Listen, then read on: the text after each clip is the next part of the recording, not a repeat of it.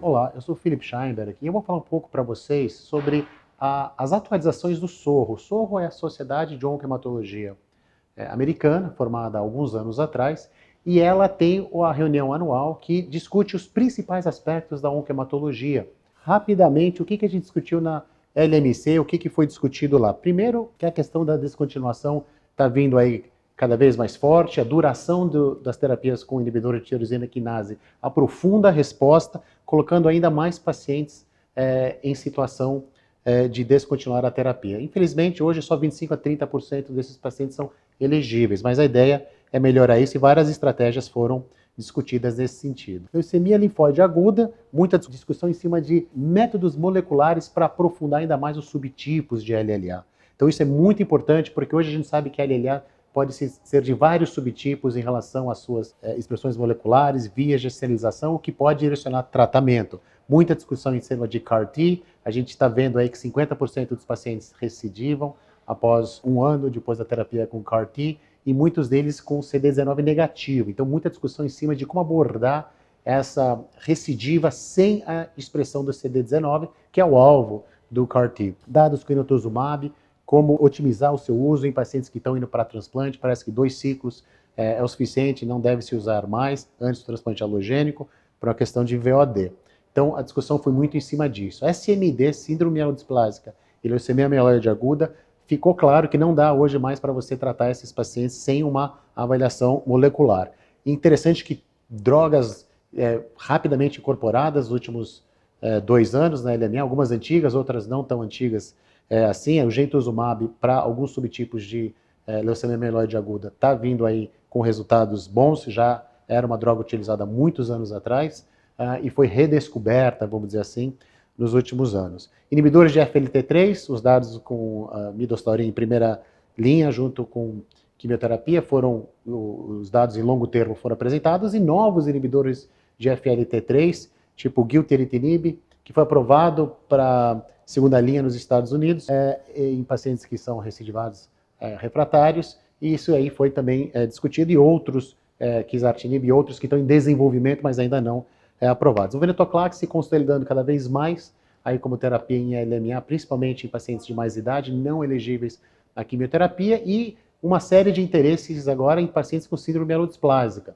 com venetoclax e com outros inibidores alvos, tipo FLT3, IDH1 e outras moléculas que estão sendo desenvolvidas nesse espaço. A gente não sabe se essas drogas ainda são efetivas na SMD, mas tem muito interesse. O IDH está sendo investigado em combinação com quimioterapia e com outros agentes, em pacientes que têm a mutação do IDH 1 ou 2, então tem inibidores específicos. Então, muita discussão em cima de como combinar agora para esses pacientes que representam mais ou menos 10% das LMAs, com esses agentes em associação com outros agentes alvos biológicos e quimioterápicos, muita discussão em cima disso. Linfoma de Hodgkin, muita discussão em cima de associação de brentuximab com nivolumab, nivo com Brentuximab, porque parece que essas drogas têm tido bastante atividade em combinação.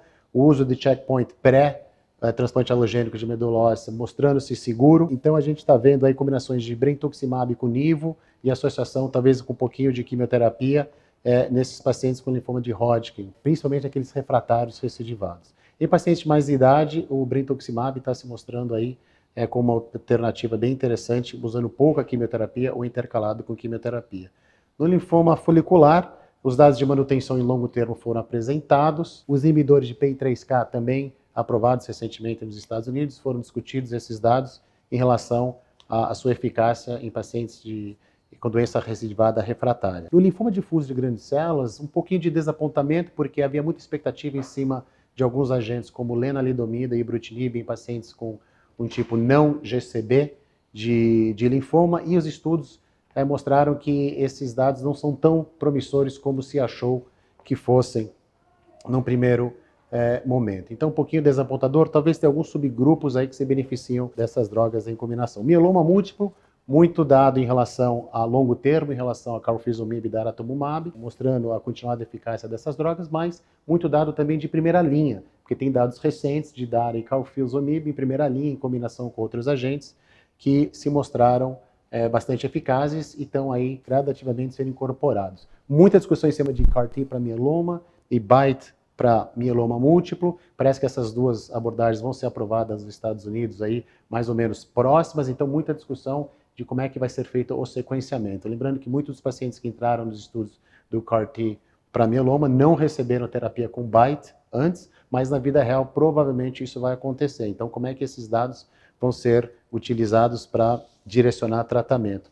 E para terminar, a LLC, que é a leucemia linfocítica crônica, a discussão foi toda em cima basicamente de time limited therapy, que é aquela questão de você usar um tempo limitado para você não ficar com que os pacientes fiquem sendo tratados por muito tempo. Muita discussão em cima do venetoclax, e provavelmente vai ser uma droga necessária para essas estratégias de time limited therapy.